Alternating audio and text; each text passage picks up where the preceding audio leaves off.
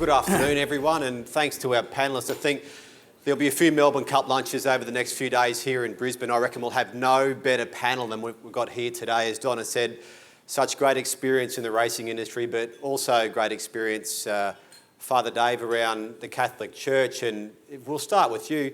Just a bit on that link between the church and racing. It's a long one and a very colourful one. Well, I think, Michael, the church in Australia is very much Irish in its beginnings, and I think that in itself holds a lot of, you might say, racing sort of culture. And a lot of the people that we know in the racing world, you know, like Archbishop John Battersby and Peter Gillam, these guys will give testimony to the fact that they've come across so many sort of Catholic people in the racing world. You know, like no more than Archbishop John. Like he was a devoted sort of race goer. He never hid the fact that his father was an SP bookie, and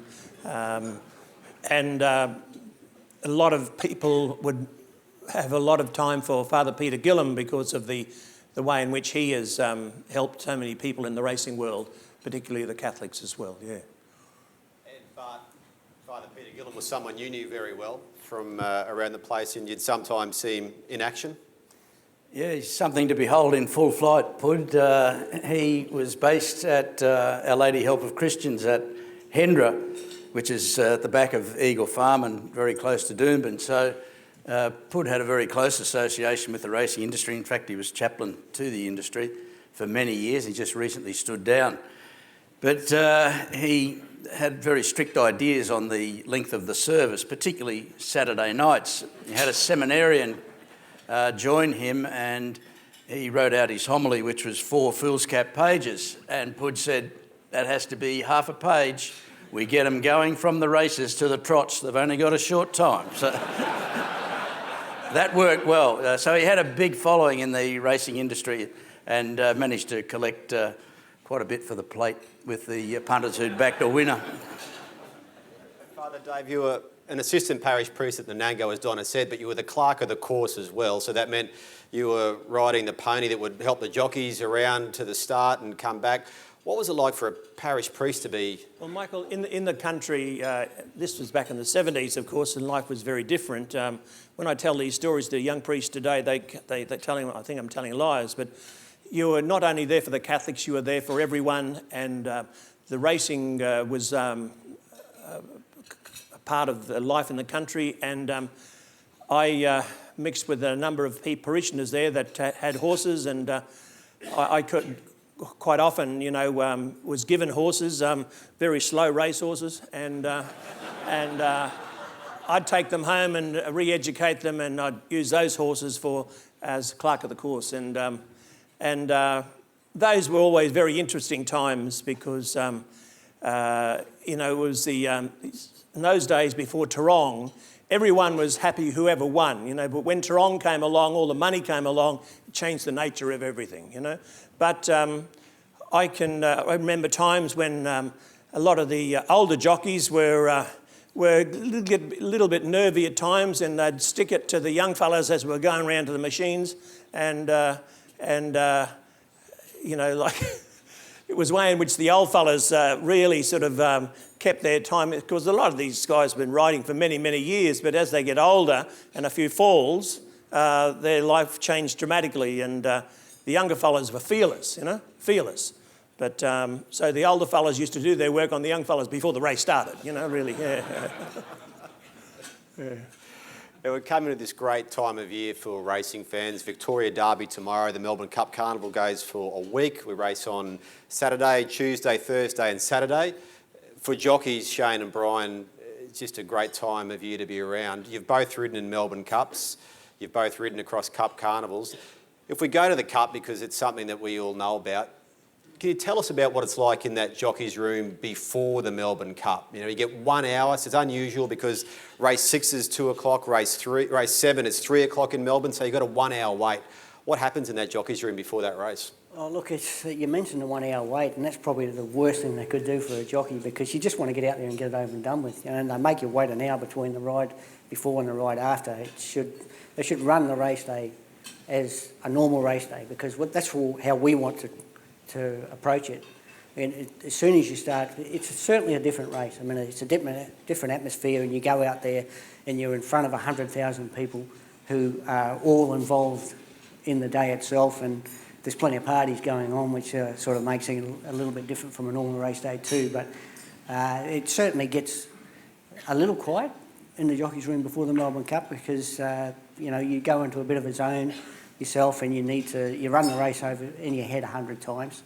So we've already done it 100 times before we even go out there. So it's a different race day, and our biggest stage, and something that obviously every jockey you ever speak to says, I want to win the Melbourne Cup. People ask you, what is your greatest ambition in racing? And obviously it's the Melbourne Cup, because it is a life-changing event. Look at Michelle Payne, who was the first female to do it, and every other jockey that has been lucky enough to win it is certainly propelled them into greater things. Kerrin McEvoy is another example. He rode at the Melbourne Cup when he was a very young boy, and finished up very shortly after that riding for Sheikh Melbourne in England. So it can certainly lead to better things. Shane, what were you like in the room before the Cup? Were you calm? Were you tense? How did you prepare for it? I was hungry.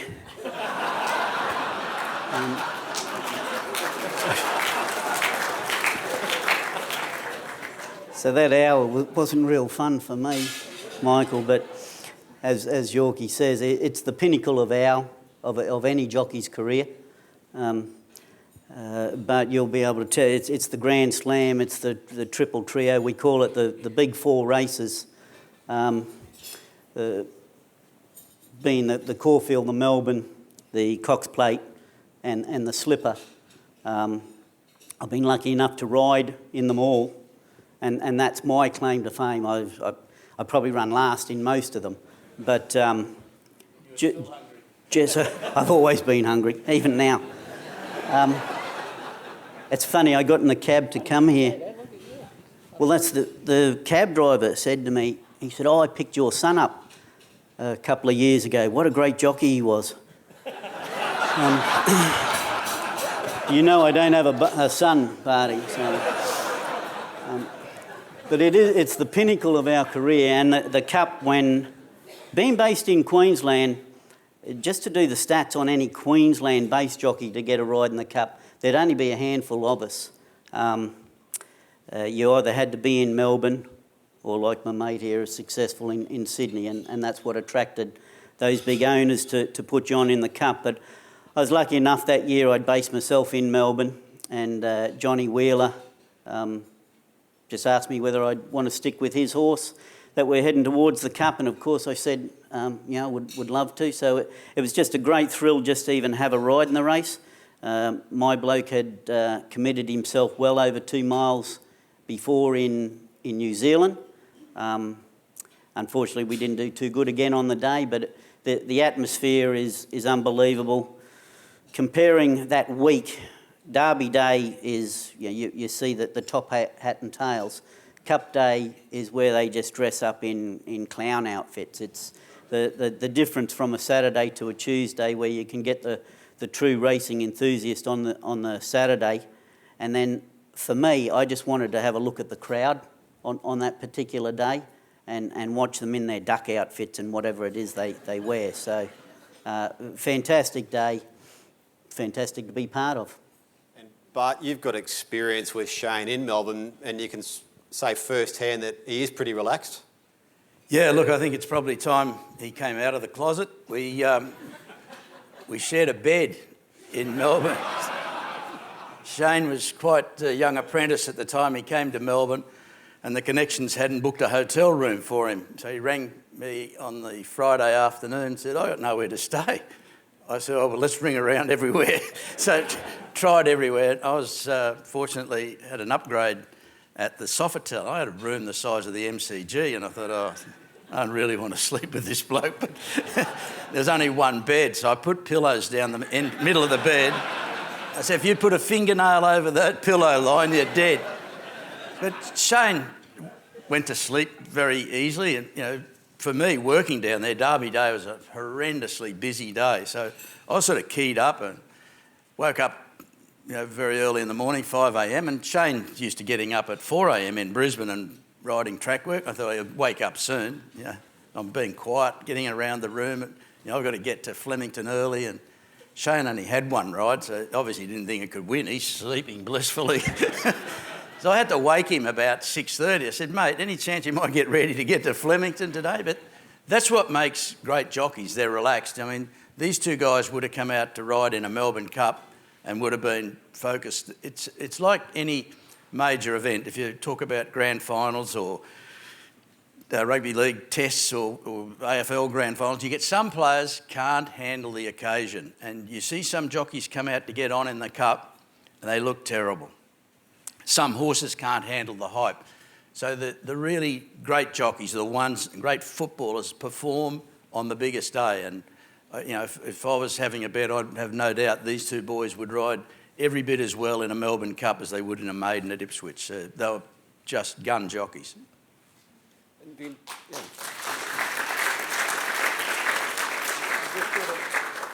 Reiterate that the pillow's down the middle. When Bart told me if I cross it, I'm in trouble, I said the same goes for you, old man. Let's talk about riding in the Melbourne Cup. And as you say, Shane, the crowd is massive. And you go, 2 miles. So you go around past the winning post the first time and you have that long lap back. What's it like? Do you hear the crowd as you go past the first time? Can you talk about that difference in the Melbourne Cup? Yeah, that is the problem that I experienced. My bloke was pulling, was on the chewy, was very keen. He wanted to go faster. Obviously, because you've got a lap and a half of the Great Flemington Trap to go, the idea is to relax for at least the first half of the race. My bloke wasn't too keen on doing that. And when you go down that big long straight and the crowd are going ballistic, that stirs your horse up even more. So I didn't have a good experience within the race, the only one I've ever been in, which I believe we'll do that now. Andy, if you've got that first video, because Brian, you had multiple rides in the race, and in this race in 1995, you rode Coachwood, and Scriv, you were on It's All in Fun. Now, from your rides in the race, you finished third in 91, but this was the race where you thought, I'm travelling well enough to win this. Can you talk us a bit through that? And if the video comes up, you'll be able to see exactly what Shane and Brian are talking about. Well, for a start off, this horse was owned, a horse called Coachwood. He was a European bred horse. But so that's you with the white cap and the dark blue and the white armbands in front. I didn't know you had proof I'd stuffed up. Yeah. This horse is owned by Lloyd Williams, and I didn't know this myself, but I just saw it on the back of that card. He's actually owned the most Melbourne Cup winners. But any time you ride a Lloyd Williams horse, you know you've got a chance in the Melbourne Cup. But this horse won on the Saturday before this in the Crown Quality, and he won by about 5 lengths. He led all the way, and this start here, he was having his 4th run in about a week, which is kind of unheard of. But as you can see here, he was leading again, and I was just over the moon with the way I was travelling. This is good for you. You're untouched in front. I'm jogging, and it looked to be... travelling on a horse like that in a Melbourne Cup, he's just so relaxed. And then I see this horse go flying around the outside of me, and I thought, what's this idiot doing? I'll have a look across, and it's my old mate Scrivs sitting on it. I said, mate, what are you doing to me? Yeah, so kind of his horse bolted on him, and look, it's one of those things you can forgive a bloke ruining your chances in a Melbourne Cup, but one thing I tell him I can never forgive him for is that we had a party at my place once. It was him, myself, Shane, and Neil Williams and Stevie Sharman. We had a party that night. Next morning, I got up, and here's the 3 of them outside of my house. I got a property at Caboolture, next door to Thornhill Park, and they were hitting all my brand new golf balls into the Caboolture River. I cannot forgive you for that, mate. I can forgive you for this, but not that. But anyway, this horse, look, he's still there, and he's still a chance at this stage, even though we got gas. If I'd been able to sit there for another, 600 metres, this horse would have had a lot more kick. He still ran 5th, but it's one of those things, that's racing. We're all out there to do a job, and we do it to the best of our abilities, and we ride to give our horse the best chance. So that's 1995. Probably the race where you finished closest was 1991 when you finished third on Magnolia Hall, but behind Let's Elope, the great mare who won for Bart Cummings. And at that second video, Andy, if you've got that, so we can see you in this one here. You're in lime green colours when we get that video going. But it's a finished third in the Melbourne Cup. But did you ever think you were... Here we are. So you're in the lime green there, Brian, is that right? That's right. About 4 off the fence there inside of the one going forward now in the shake colours. See, I was never really confident in this horse, even though it's run third. I was never travelling. That's the difference between the other horse was just travelling so beautifully for me. I thought I'm going to be a big hope in this race. But I had to ride him pretty hard from about the 1,000 metres, and he was the sort of horse that he gave you no ping. He never gave you any sort of travel. So whatever he did, you had to ask him to do it. And he just kept whacking away. He was a stayer, and he's coming again at the finish here. So he was a genuine stayer, but he really never ever gave you a feeling that you were going to win the race. But Let's Elope, she was lengths ahead of a lot of us. She just left us like we were tied to the rail. So you guys have ridden some great horses. You rode Might and Power. Shane, you rode Octagonal. I mean, two of the greats of the modern era. You rode Saintly as well. And how do you know when you're on a good horse? They have something, the champion. You know, just watching that race there, you can see Superimpose was in the finish there, and I just noticed it looked like Shane Dye almost come off Dr. Grace at the top of the turn. Those sort of horses that have that, just that spark about them, I get a bit emotional when you start talking about it and you sound a little bit crazy, but the horses, well, I used to talk to my good one. I only had two, but I swear they could talk back. Obviously not in language, but they knew what I wanted them to do, and they had a personality of their own. Only the good ones. The others, you know, you've got horses that can win a race, and then you've got the slow ones. But yeah, they just got something. They had good character. All good horses had character, and they always had something about them. They had you look at a horse like Winx and Black Caviar when she was racing, when they come into the parade ring, and Gunsen, the horse from the past, is another one who people say used to bow in front of the crowd. You know, they know they're good, and that's what makes them so good. They've all got their own. They're intelligent, and they know what they're doing, and they've got real character. So you can get on a good horse, and you know that you're riding something special because of that air about them. Father Dave, when you were in Sydney, when you were based down there for a while, you were actually going to sales and you were buying horses for your friends in the Nango.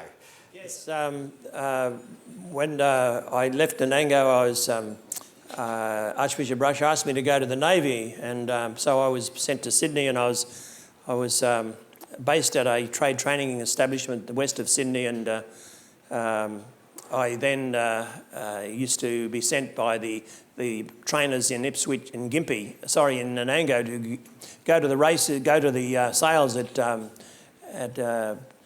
Newmarket and look at these horses, and if there were any, horses that go through tight horse sales have always got problems, you know. Some of them you can see are obvious, some of them you can't see, you know. And I was asked to look at these horses, and if I thought they were worth the money, I'd buy them and send them back to Brisbane, back to the Nango. And we did fairly well out of those. I bought a horse even out of a paddock in Warwick Farm one day, a horse called Top Contender. That horse I bought for $1,000. I sent him to Nango, and a friend of mine sort of put him in work, and he won a $10,000 maiden first up, you know, so he didn't cost us any money. We took him they took him to Toowoomba. He won a couple of races in Toowoomba.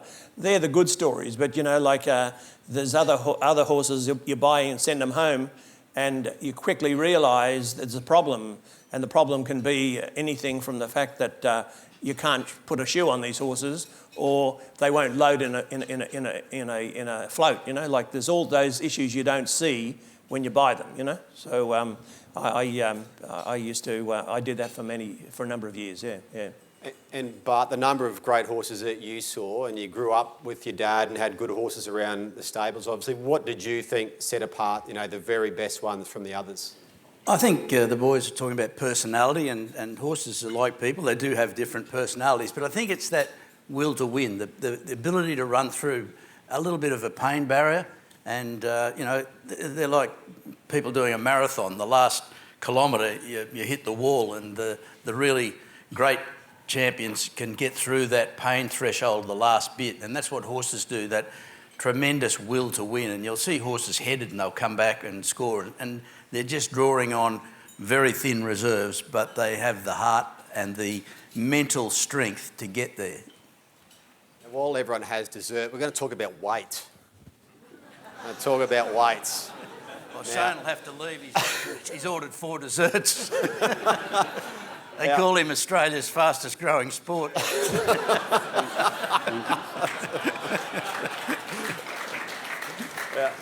Is that all?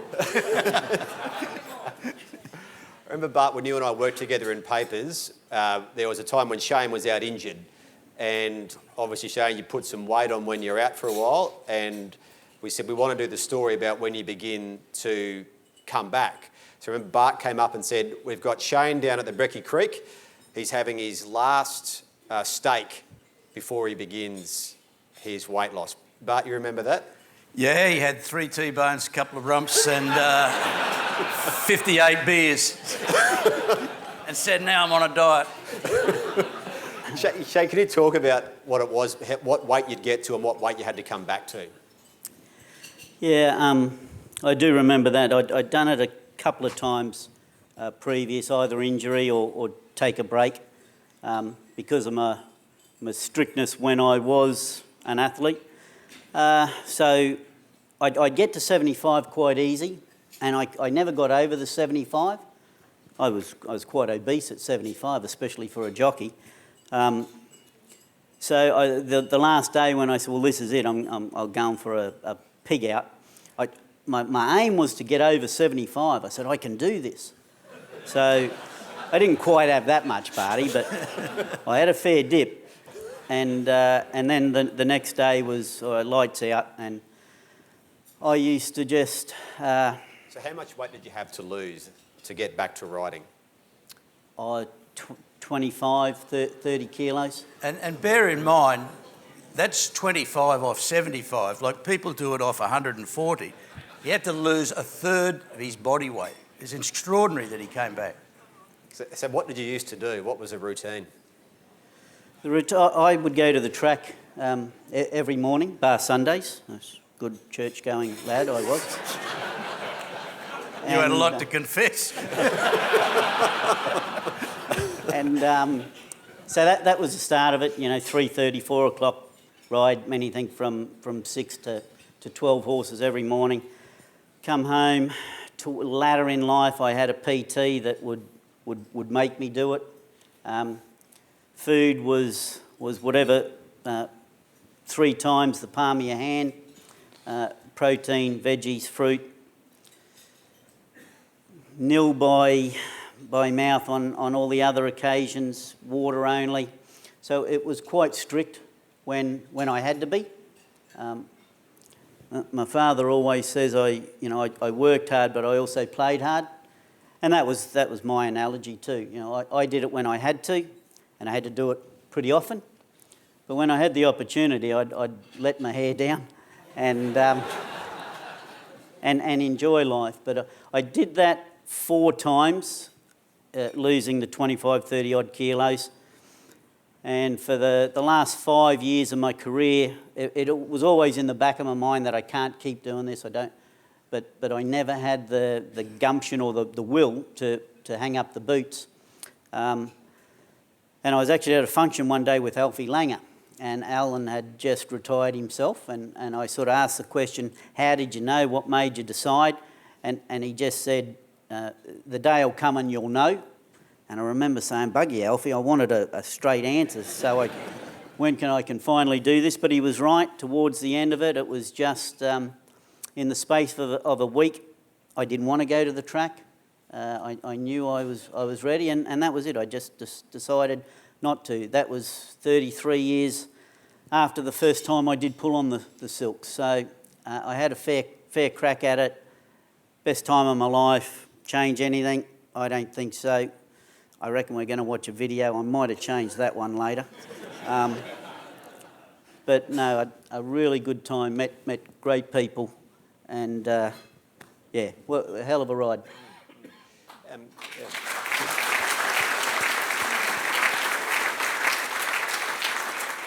Now, Brian, you had share of injuries as well, obviously, but you didn't have the weight gain that Shane would have. You would get up. Oh, look, no, I never got to 75. And I've never reached that mark yet. I'm still chasing him. But, he's a long way in front of me. Have a look at him, Richard. I'm doing my best, but he keeps getting away from me. But look, nobody had, I'm amazed that this guy, nobody did it harder than him. And I used to marvel every week that he was still riding, because some of the stuff that he went through to remain a jockey was quite incredible. And it's, it's just testament to his dedication that he was able to keep going. But the hardest thing I ever did was the year that I rode our Mace-Gay in the Cox Plate. We might show that, Andy, that third video, if that's okay. So this is the Caulfield Guineas of 1995. And so the Caulfield Guineas probably one of the most prized races for 3-year-olds in the country. That's you leading on our Mace Coach? That's right, yeah. This was his 6th win in a row. He won pretty much everything as a 3-year-old. He came to Australia as a 2-year-old and ran 4th in the slipper, and Strategic beat him in the 2 lead-ups before that as well. But he came back and Mick Dippin got suspended. God bless him again. Yeah. But, and I finished up jumping on him and I stuck with him. And this is, as I say, his 6th win in a row. Everybody said he wouldn't run a mile, which was, always going to be a danger for him, because he was a sprinter. He was an absolutely electrifying sprinter. And at that point in time, I had no intention of riding him in the Cox Plate. I knew they were going to run him. So the next start, 2 weeks later, was a Cox Plate? Was the Cox Plate, yeah. And after that win, I was at lunch on the Sunday. I just went to a Vietnamese restaurant and I just had the biggest feed you've ever seen. And I got a phone call from Cyril Small. And he said Ron Johnson had contacted Cyril and said, because I'd been saying all along, I'll have to jump off him. I told the owner, no way I can ride him in the Cox Plate. So if for people who don't know, the Cox Plate's a weight for age race. So the age of your horse dictates how much weight you carry. So because he was a 3-year-old, the lower scale, he carried 55 kilos that day. So you were 55 kilos. Yeah, he actually carried 55 and a half that day, and he had 48 and a half in the Cox Plate. So you had to get down to ride him at that weight of 48 and a half. So that's you, that's right. The clothes, everything bar your helmet, the saddle, everything 48 and a half kilos. We used to work out that, well, for me, I think Shane will probably tell you the same thing. You had to be 1.5 kilos less than you're riding the weight the horse was down to carry. That was with your silks boots and saddle and all your gear. So I had to be 47 kilos stripped on Cox Plate Day. So it was a huge task ahead, and I said I had no intention of trying it, because I didn't think for one thing I thought it was Buckley's. But Ron Johnson was a guru who helped Larry Olsen when he got up to a similar weight, to 70 odd or something, but he had a layoff from riding, and he had this brown rice diet that he used to help people with, and he rung Cyril and said, I can help this guy get down and ride the weight. And so Cyril's rung me after I've had a skinful as well as the meal. And I go, yeah, Cyril, there you go, mate. Yeah. He said, this guy reckons he can get you down to the weight. And I go, oh, yeah, righto. So I was still half drunk, said, yeah, okay, I'll have a go. So he came down, this guy, and he used to live in Canberra at the time, and I was staying in Melbourne. And he came down, he rang me and said, I'll be down in 12 hours. He said, in the meantime, just eat fruit, just nothing else. I said, good as gold. I just went and got a bunch of oranges and stuff. He said, throw them away. He said, they're too acidic, you can't have them. And he said, oh, and by the way, don't drink anything. I said, yeah, that's okay, mate, I've just been at a restaurant, okay, I've had a bit, I won't drink any more alcohol, And he said, no, I'm talking about water. He wouldn't let me drink water for a week, so I had nothing to drink for a week. And also, you had the brown rice. He said, you'll get all the moisture you need out of the brown rice. So, were you going to the gym as well during that week? Yeah, he had me at the gym. I was going to the gym 3 times a day, 2 hours. And he had me doing bar work, boxing work. It was pretty full on, but I did that for the first week. And also, as I mentioned, I was staying in Melbourne. It was freezing cold. And he said, no more warm showers, all cold showers, because the cold showers get the toxins out of your body. help to remove the toxins. So one morning it was freezing cold, it must have been 4 below or something, but I got in the shower and I whipped back out and I said to him, "Oh, geez, that's the quickest shower I've ever had. That was a big mistake, get back in." So he made me stand under there for 10 minutes under this cold shower. I've got out and I happened to catch a look at myself in the mirror on the way out. "Oh, where's Willie?" Well, frightened the shit out of me. Right? So I got to the races on Cox Plate Day anyway, and I finished up 46 3/4 strip. I had to go to check if Willie was still there. When I jumped on the scale. But and Bart, you were covering that race meeting and you saw Brian that day? Yeah, this emaciated body was walking towards me and he looked like a white Ethiopian marathon runner. And I started looking at this bloke, geez, he looks crook. I wonder who that is, And he said, "Oh, Bart." And I thought, "Yorkie?" I didn't know him. I don't think he knew he was at Moonee Valley. His eyes were sticking out.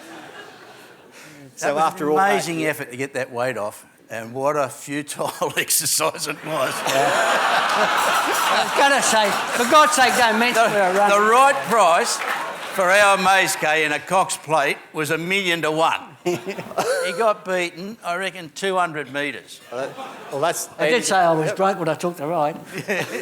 We've got the 4th video, Andy, if that's okay. This is you in the Cox Plate after you've done all of this. Yeah, you had to be Velcroed on, otherwise you'd have fallen off.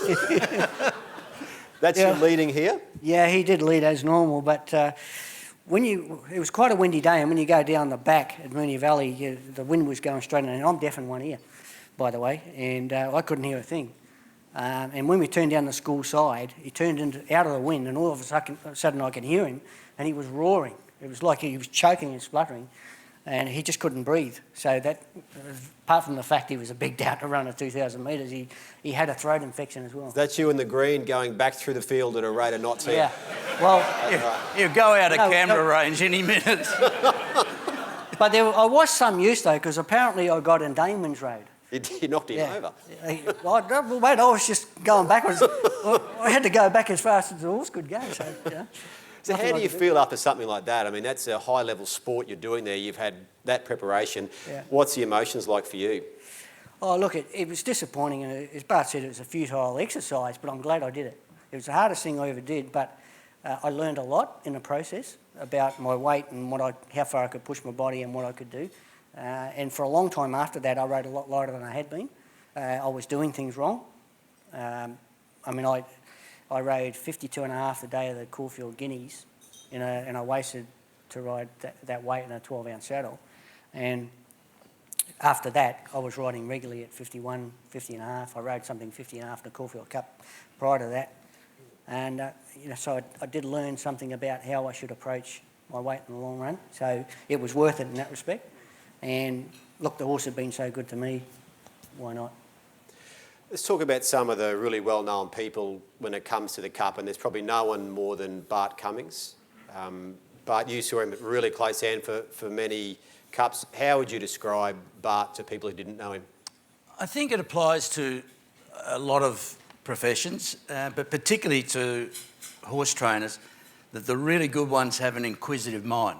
Bart never thought he knew everything, and he would ask questions, particularly of well-qualified people like Percy Sykes. Bart was a sponge asking the leading vet why certain things happen. He was one of the first trainers to realise a lot of racehorses suffer from stomach ulcers because they're range animals, and if they're in the paddock, they've got their head down eating, and it helps the gastric juices, where if they're locked up in a stable and the feed bin's up high, they don't get their head down. So he would be treating his horses for stomach ulcers many years before a lot of other trainers started doing that. One thing that was a constant with Bart Cummings, he and his father formulated a way of feeding horses and working stayers, and Bart has never deviated from that feed that he gave his horses. Big protein and a lot of hay as well. But then there was the scientific part of it played in, and he would use veterinarians, as did Tommy Smith. He and Percy Sykes travelled to America. So they were ahead of the game, which made them successful. But Bart's patience was the other thing. He said, he had a great saying, common sense is not very common.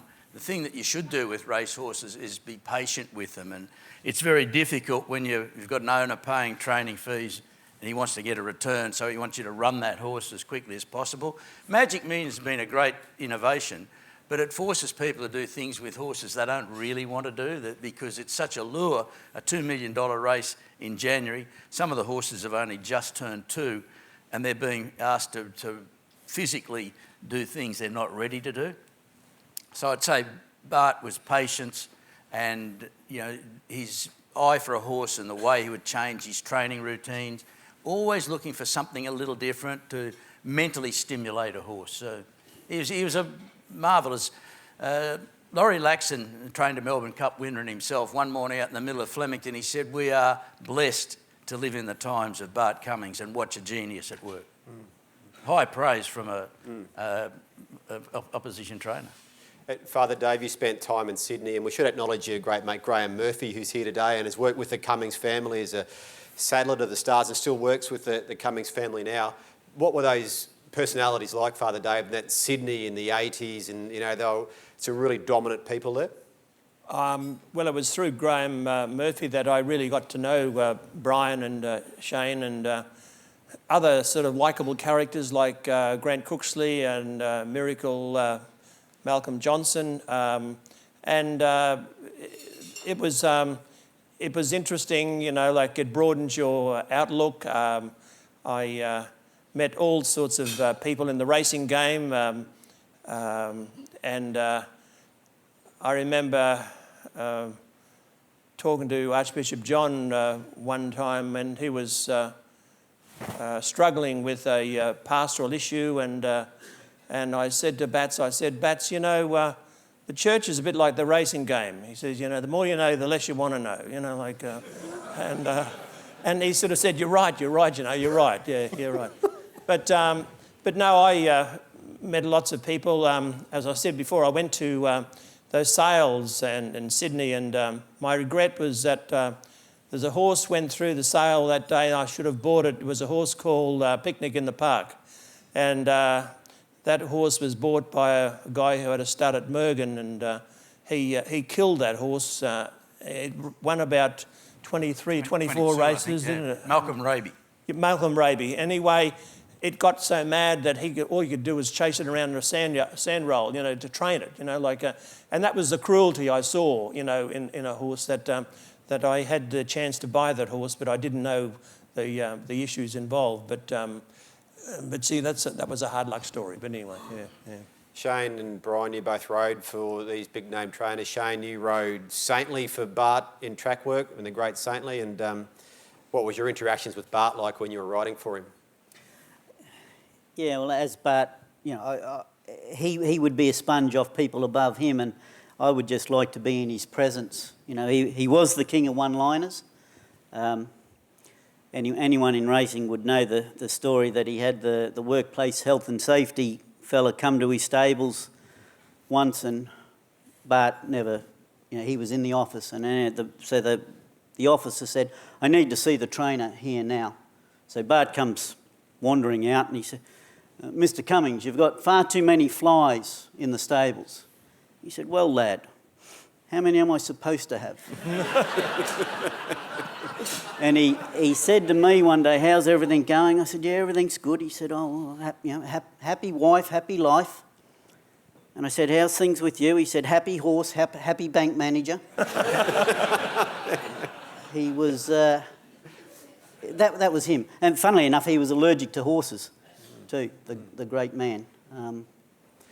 Brian, you rode... Your first cup ride was for Tommy Smith. Yeah, that's right. In 1988, old TJ, he didn't give me many instructions. He liked all these horses to be in the first 5 anyway, but I just won the Caulfield Cup on a 50-to-1 shot, and this horse of his was 250-to-1. It had no hope, and TJ was well aware of that, but people just like to have a runner in the cup, so it lined up. So I've got on it. He said, all he said to me was, "Good luck." I said, "Let's see how you go on this one, son." and off I went.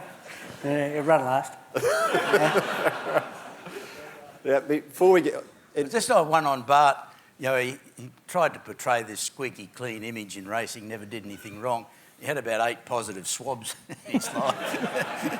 They were close to the bone, but Ray Murray, the chief steward in Sydney, told a story about Bart. Bart didn't go to the midweek meetings very often, and he sent James, his son, along, and he didn't put apprentices on much. He put an apprentice kid on this horse, and it sort of came along late and ran a tidy 4th, and the stewards got this kid in and said, you know, what were you doing at the 800? You're sitting there. He said, oh, Mr. Cummings said to wait.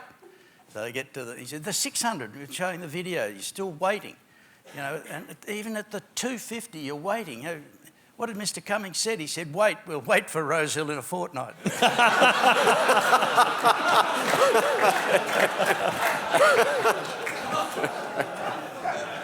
Now, before we get into our Melbourne Cup tips, Scriv, we've got to tell a story about you at Ipswich one day. And Andy, that's that photo that we've got to show.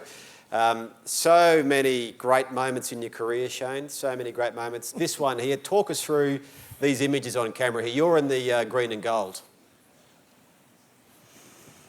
I guess that long ago, I've got to try and remember this. It was one fateful day at Ipswich races. I was riding for my good friend Kelly Schweeder, and if I'm not mistaken, I nearly reckon I'm in the gold and black there. Oh, sorry. And sorry, my apologies, you are too. So you're the nice guy at the end here, which you'll tell us about. That's me. We thought he could win. 9-2 was inviting.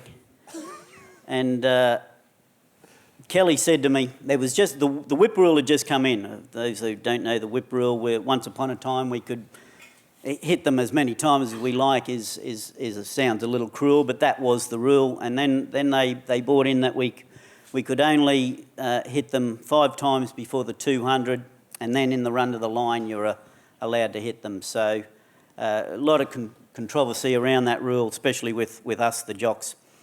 And Kelly sort of said to me, don't worry about that rule, any fine, I'll pay for it. So I straightened up beside, that's Benny Looker in the green and gold. He was only an apprentice at the time, and he kept drifting out.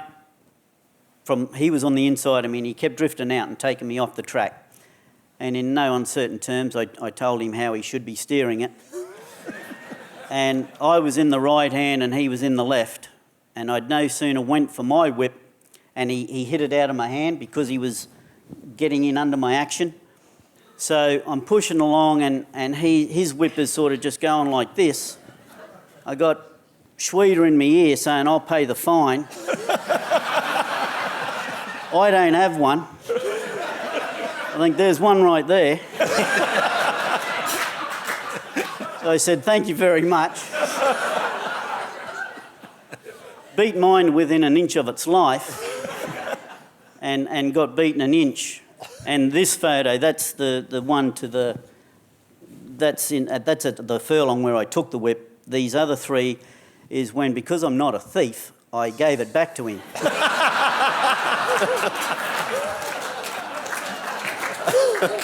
And I went through 3 emotions within about 3 strides. At first, after it happened, I thought, I am a bloody genius. Then I'm thinking, that's going to look really funny. And then reality set in, and I thought, I'm in big trouble. And coming back, the kid said to me, he said, Mr. Scriven, can I get in trouble for that? I said, you'll be right, son, but I'm... And, yeah, I ended up getting quite a lengthy holiday. That was another one of those 75-kilo holidays. You got five months. I got 6, actually, but they give me 5 because I had a good record. And then I appealed and got it down to 3. So, yeah, it was one of the... It's laughable now. If I had my time over again, that's the one thing I wouldn't do. But, yeah, it was one of them things. You know, I don't really think I did anything wrong. They tried to say it was dangerous and I caused the...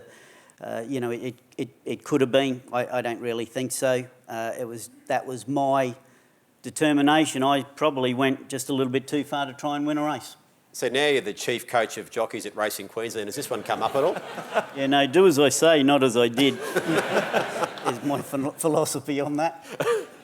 Now, I'd like to really thank you. Brian, you've come up from Sydney, and Graham, thank you for coming up from Sydney this morning, going back tonight. Shane, for your time, you've come away from Racing Queensland today. Father Dave, always appreciate your insights. And Bart, for giving up your time. We've really enjoyed the chat. Can you please thank our panellists today? Thanks, Bob.